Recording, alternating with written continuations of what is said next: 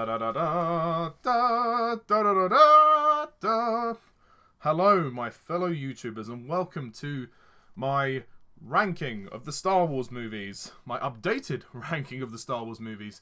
Sorry it took me so long to get to this. I know The Rise of Skywalker came out in December, and I did review it in December. I've just had a lot going on, and I know I'm not actually on camera for you right now, and I apologise about that, but I just simply, this is a less time-consuming way for me to get this out there, so I hope that you don't mind that. But nevertheless, this is my updated ranking for the Star Wars movies. So, Star Wars, we're going to rank Star Wars! Okay, so there are 11 movies on this list, and I'm not including the animated Clone Wars movie, the 2 Ewok films, or the holiday special, so those are going to fuck right off. Okay. So if you were looking for those movies, I'm sorry, they're not going to be on the list, but they have been mentioned now. I haven't actually seen the Ewok movies or the holiday special, so I mean, even if I were to rank them, they would probably be very low on the list anyway, because they're not held in very high regard. I mean, the Clone Wars movie, I guess, would probably be the best of the bunch, but yeah, it's not worth putting it on the list. I can rank the, I guess you could call them the non-official Star Wars movies, the specials or animated movies in a separate video, perhaps in the future, but as of now, this list is going to be the 11 movies of the main saga. So that is going to be episodes 1 to 9. So The Phantom Menace, Attack of the Clones, Revenge of the Sith, A New Hope, The Empire Strikes Back, Return of the Jedi, The Force Awakens, The Last Jedi, and The Rise of Skywalker, as well as Rogue One, a Star Wars story, and Solo, a Star Wars story, which are the 2 spin-off movies. So, without further ado, let's go from worst to best. Again, this is a personal list. This is a subjective list, not objective. If you have a different opinion to me, that's fine, but please just be polite about it. Any derogatory, nasty comments will be removed, so you have been warned. Anyway, and also, spoilers for The Rise of Skywalker. If you haven't seen The Rise of Skywalker, then please don't listen to this video, because I will be going into spoilers when I talk about The Rise of Skywalker. So, there. Okay, you have been warned. Number 11, taking my pick as the worst movie of the franchise, is Episode 1, The Phantom Menace. Now, I don't hate this movie. I just think it's very disappointing. I think that George Lucas gave us a pretty bad script this time. Particularly the fact that the whole thing revolves around taxation. I mean, what? Why would you kick off the Star Wars saga on such a boring note? I mean, it's ludicrous. No kid in the audience is going to sit there and enjoy this movie because of the dull plot. I mean, don't get me wrong, I like certain aspects of The Phantom Menace, like the lightsaber fight at the end and all of the action sequences, and the pod race is very good. But the rest of the movie is dull, boring, inconsequential, just completely stupid. I mean, also, the dialogue. Oh, God. George Lucas really needs to learn how to write dialogue, because this dialogue is terrible, particularly for young Anakin. I mean, as he says, yippee, which he says quite a lot. And, you know, his other dialogue is probably, you know, is some of the worst. I mean, oh, God. Are you an angel? I heard the deep space pilots talk about them. They're the most beautiful creatures in the world. I'll try spinning. That's a good trick. Whoa! Qui-Gon told me to stay in this cockpit, so that's what I'm gonna do. I mean, George, what kind of dialogue is this? So cheesy. So cheesy. To be fair, though, I do like the relationship he has with his mother. That is probably the most, well, the best on-screen chemistry in this movie. The acting is very wooden by Liam Neeson. It's surprisingly disappointing from Liam Neeson. He's very one-note as Qui-Gon Jinn. Ewan McGregor is good as Obi-Wan Kenobi, although he doesn't really get to do anything in this film. But thankfully, he does more in the next 2 prequels. Ian McDiarmid also doesn't get to do anything as Palpatine. We see him do a little bit of meddling when it comes to the political scenes on Coruscant. He forces Amidala to vote vote no confidence in favour of Valorum so he can become Chancellor. That's all we see Palpatine do in this movie. That's literally all he does. It's such a shame. But there you go.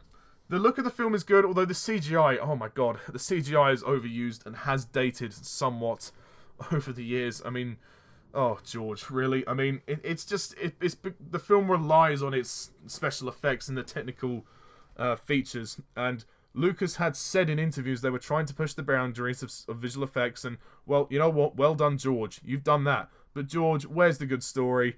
Where's the good script? Where are the characters for us to care about? Admittedly, we have a great score by John Williams. That's very good. Also, Natalie Portman is weird in this movie.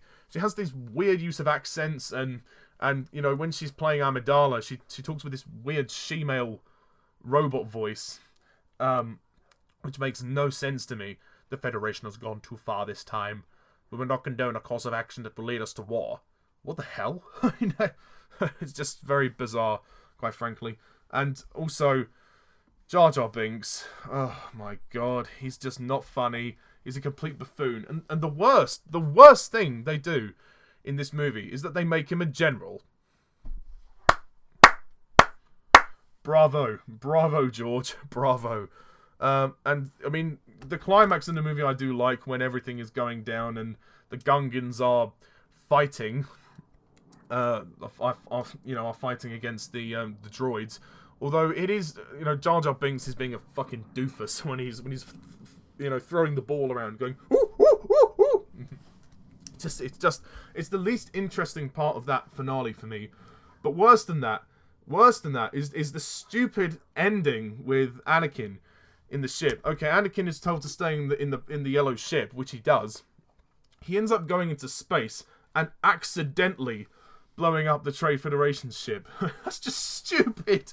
I mean, the fact that this whole movie was a debate between taxation of trade routes, and it ends with one 9-year-old kid, accidentally blowing up the ship. He's just pissing about with the triggers, and he's going, yeah, whoa, boo, boo, oops. And it's supposed to be this cool, heroic moment, but it has no impact because of the moment, the way it's written is just so stupid. George, you should have thought about it. I mean, I know he's a kid, and, you know, he's probably unaware of his abilities of the Force, but it's just stupid, man. I mean, it's just really stupid. I mean, the goodbye scene to Anakin's mother is very well done. And again, I love that lightsaber duel, and the music score by John Williams is phenomenal. But the movie's dull, boring. It has a terrible story. It really does. By the time you get to Tatooine, you're already bored out of your bloody mind. It's just stupid. Very stupid. But yeah, that's kind of my general thoughts on The Phantom Menace. Do check my reviews out for extended thoughts, but I'll just go over main things here. Anyway, moving on. Number 10 is, not surprisingly, Attack of the Clones. Now, Attack of the Clones, a lot of people would rate Attack of the Clones as their least favourite in the series, and I could understand that. For me, it's slightly better than The Phantom Menace. Like Alan Kalo says in his review, it is a wafer-thin improvement over The Phantom Menace. But really, that is not a compliment. Attack of the Clones, okay, it's got some cool stuff in it. There's a slightly better story. There's more action. And there's a big epic finale at the end when there's a final battle. But all of the lovey-dovey romance stuff is just bogs the movie down so much, and it tanks the pacing, and it makes, you know, I mean, Hayden Christensen, oh god, I mean, his performance is kind of a joke, really. There's nothing else to say about that. And he comes off as this creepy perv. He's also a whiny brat. He doesn't stop complaining about Obi-Wan and Mace Windu and Yoda, and then he's you know, constantly perving on Padme. He basically admits that he's been stalking her for 10 years. I mean, jeez, man. I mean, there's that moment as well where, like, she says, please don't look at me like that. It makes me feel uncomfortable. And then he's like, I'm sorry, milady. But the look on his face, oh, God, it's like he wants to rape her. It's just ridiculous. George, you should have directed that a little bit better. And the first half of the movie is spent on Naboo with this lovey-dovey romance, and I know the romance needed to happen because, well, Luke and Leia, but it just takes up too much of the runtime, slows the movie down, and there's that scene when they're eating a picnic, and it's like, George, will you just film them in a field, sitting and eating a picnic? You don't have to use green screen in every single scene! Jeez, I mean, it's infuriating. And then there's that stupid moment when he's riding on top of the thing, and then he falls down, and then she says, Annie, are you alright? And then he's like, and he's doing that fake laugh. I mean, it's just so bad. But aside that, there are some great things in this movie. I mean, Christopher Lee, albeit wasted in the movie, is great as Count Dooku. Again, the villain is wasted, and even more so in Revenge of the Sith. But in this movie, he's meant to be the primary antagonist. He doesn't come in until the last hour of the movie. 1 hour, 20 minutes into the film is when he comes in. And the movie's 2 hours, 20 minutes long. And through that, he's on screen for about 20 minutes. If that. He's really not a big character, which is a shame. I mean, because he's probably one of the best actors in the movie. Again, Ian McDiarmid doesn't get to do much either. Ewan McGregor, however, does get to do a lot. So that's good. Also, one other thing. The whole creation of the clone army thing. Okay, I can understand that. You know, the whole making the clones and then they become the stormtroopers. I can kind of see that. But the whole reasoning behind the authorization of the clones always puzzled me. The fact that it was this guy called Sifo Dyas. George never takes the time to explain who Sifo Dyas was. All they say was that he was killed 10 years ago. So my assumption is it could have been Qui-Gon Jinn, because he was killed 10 years ago and he could have ordered it, or Palpatine probably did it. I mean, obviously his Sith name is Sidious, so Sifo Dyas, Sidious maybe, I don't know. Perhaps Palpatine ordered it after the death of Qui-Gon, maybe 10 years previously, because the Phantom Menace is set 10 years before Attack of the Clones. That's the only thing I can think of, is that Palpatine would have ordered it. Otherwise, it doesn't make sense to me. They say Master Sifo Dyas, so maybe I don't think it is Palpatine, because it's meant to be some Jedi Master. So it's just ridiculous, because it's so random. It makes no sense, and George never explains it. I mean, I don't know if they've ever gone back into the Clone Wars show and explained it there, but if they have, can someone let me know? Because I'd love to know the explanation behind that. It is cool to see Jango Fett in the movie, I guess. He was a nice addition, although he's not nearly as cool as Boba Fett. There is a young version of Boba Fett in this movie, which is good. And I do think there's some forced comedy with this C-3PO getting attached to the droid. The big throwdown on Geonosis, I guess, is quite cool. The lightsaber fight is probably one of the weakest ones. It's just, when they cut the wire to turn the lights off, it's just Anakin and Dooku waving the lights in front of their hands, and it does look kind of fake. And I don't think it was necessary to have Yoda in a lightsaber fight in this one. I think save it for Revenge of the Sith, because that one, it actually felt necessary, because Yoda and Palpatine, they're like the two most powerful, like there's the most powerful Sith and the most powerful Jedi fighting. You know, they're like the two bosses, really. So I think that would have been better. I mean, obviously it happens in Revenge of the Sith anyway, but that's why I'm saying you don't need Yoda to fight Dooku in this movie. It just feels tacked on. And it is a bit, I mean, people have complained about how he's like jumping around and like a bloody ninja, how he's so athletic for such an old man. He's an old green thing. So, yeah, I can see that. But I mean, it's kind of a cool moment, I suppose, because it is the first time you see Yoda doing that. But at the same time, it's still a bit ridiculous. Also, I do think Attack of the Clones is too long, at 2 hours, 22 minutes, and the pacing at times does drag quite significantly due to that love story. And there's the stupid scene after Anakin's killed the Tusken Raiders. I mean, the scene where his mother dies actually is very sad, but he then slaughters the Tusken Raiders, and then he tells Padme the next day he's only been happy to murder the men, the women, and the children too. I slaughtered them like animals. I hate them. Oh, God, Hayden. George, this anger thing is not working for me. I know you're trying to edge him more towards becoming Vader, but it just doesn't work for me, man. It really doesn't work. And yet, he admits to Padme that he's almost committed mass genocide and killed the Tusken Raiders. And you know, her response is, oh, to be angry is to be human. What the fuck? I get it. The guy was grieving for his mother, and in a moment of rage, he lashed out and killed everyone. But surely, you're happy to go with this guy, knowing that he's murdered people? Okay, and then it's only in episode 3, when he kills the younglings, do you think, oh shit, oh no, Annie, you're breaking my heart? It's just a bit ridiculous. I just don't get it. I really don't get it. And then there's that god-awful scene by the fireplace when he delivers that monologue of, I'm haunted by the kiss you should never have given me. My heart is beating, hoping that kiss will now become a scar. You are in my very soul, tormenting me. I mean, oh my God, George, this is like stupid romance bullshit. He's trying to write as if he was Shakespeare, and it just doesn't work. You are in my very soul tormenting me? What the hell, man? And another thing, which my friends Jack McCulloch and Alan Kayla have brought up in the past. Why the hell is Padme wearing all these sexy outfits if she's not trying to seduce him? Riddle me that, George. Riddle me that. Anyway, I'm not going to go on any more about Attack of the Clones. The only other thing I'll say is it's stupid when Padme confesses her love to Anakin when she says, I truly, deeply love you. George, no one talks like that when they're in love. No one. Okay, moving on before this becomes too long. Number 9 is Solo, a Star Wars story. Solo, a Star Wars story, I like it enough. Well, I mean, it's passable, but we could have lived without it.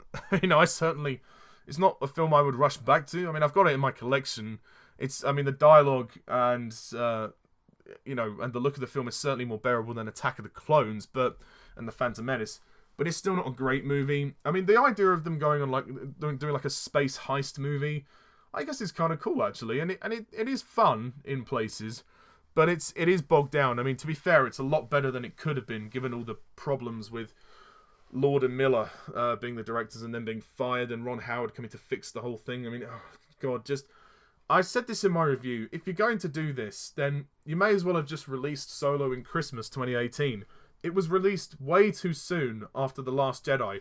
The Last Jedi was released in December 2017. This movie, Solo, was released in May 2018. So that was way too soon for me. And given all the production problems they had, they should have just delayed it till Christmas. The Last Jedi was meant to be a summer release, and they pushed that back, and I'm glad they did. And it works better, actually, for a Star Wars movie to be released in Christmas. To me, it feels better. But that being said, Alden Ehrenreich actually was surprisingly okay as Han Solo. I mean, he's no Harrison Ford, but he did alright actually, better than I expected. The action of the movie's fun. I can't deny that. The L3 character was totally unnecessary, and she's just this character just to spout out droid rights. She's voiced by Phoebe Waller-Bridge, who's actually a writer on the new Bond movie No Time to Die, and she's written other things like Killing Eve and all of that. Her performance is fine, but the character does come across as a bit annoying at times. It's not nothing for me. It's nothing against feminism. I'm totally fine, but the fact that character was only there to do that was kind of annoying. I mean, they do kill her off. Actually, she dies in like 20 minutes after she comes on screen. I think she dies, so she's not in the movie long. But yeah, I'm kind of glad they did that. To be honest, she was getting on my nerves. The Kessel Run scene is awesome. I love the Kessel Run scene. That's the best scene in the movie.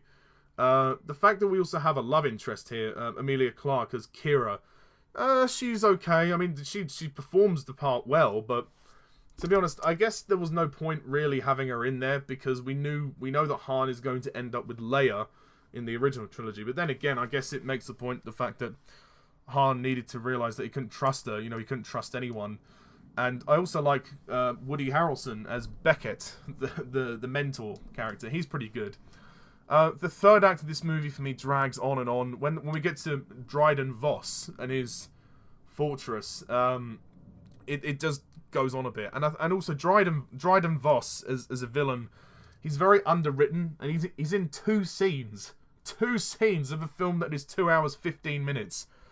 That is ridiculous. I know he was a replacement for an earlier villain that didn't work, but he was just, I mean, okay, we get the sense that this guy is he's head of Crimson Dawn, this evil organization, and he's this kind of assassin because he has those knives. But other than that, we don't know a lot about him. Again, Paul Bettany plays the part very well. However, it just, he was just underwritten, to be honest. It is cool to see how Han and Chewie met. But again, I didn't really need this movie. I was quite happy just to have Episode 4 as the beginning of Han and Chewie's journey. But for what it was an alright flick. It was a bit long. The train scene was good, actually. I did like the train scene. Certain characters were wasted in this movie, as well as Dryden Voss. You've got Rio Duran, who's this kind of four-armed... what is it? Mandalorian? I guess so. I'm not sure if that's correct, but he's this four-armed alien. He's this pilot, and he's in the film for about 10 minutes, and then he dies. Same with Thandie Newton. Thandie Newton plays Beckett's girlfriend. She dies in the train scene. She's only in the film about 5 minutes. I don't know why they had her in there. But it is a mess in places, but it's a lot better than it could have been. So I guess I have to give it credit for that. But to me, it just doesn't... It's not one that I would rush back to, and we didn't need this movie. There's no purpose for it to exist, hence why it's this low on the list. But it is a better film than The Phantom Menace and Attack of the Clones. So that's Solo for me, number 9. Number 8 is the third and final movie of the prequel trilogy, Revenge of the Sith. Revenge of the Sith is decent. I used to love Revenge of the Sith when I was younger. I saw this movie when I was 8 years old in the cinema, and I really liked it. Over the years, I've started to see why people have criticised it quite a lot. Although, that being said, it is, and always has been, the best of the prequel trilogy. I mean, that's not really much of a compliment, but at the same time, well done, George, because it is the best of the prequels. And to be fair, it's the only one we wanted to see. It's the only one we wanted to see. With, Anakin Skywalker's conversion to the dark side. It's not perfect. I don't think Revenge of the Sith is perfect, but it's good enough. It's decent. It'll do. I mean, the whole conversion itself is done very quickly. And, again, Hayden Christensen, not the greatest actor. I mean, he is a little bit better in this movie, so I'll give him credit for that. When he turns evil, he's quite good, actually. He does rather well. But... earlier on, the first half of the movie, there's kind of filler. There's all this stuff about him not getting on the Jedi Council, and he's moaning about it. Again, he still comes across like a brat. In all 3 of the movies, of the prequels, he comes across like a brat. Like, he's not getting his own way. It's just... George's intention was to writing him in that way. That way, writing him as a kid is different in The Phantom Menace. That works. But in Attack of the Clones and Revenge of the Sith, he shouldn't be bratty, especially in Revenge of the Sith. You're meant to edge this character in a darker direction, and it just feels completely out of place. I do think this is Ian McDiarmid's best performance of the prequels, how he's slowly turning Anakin to the dark side, and I do like that.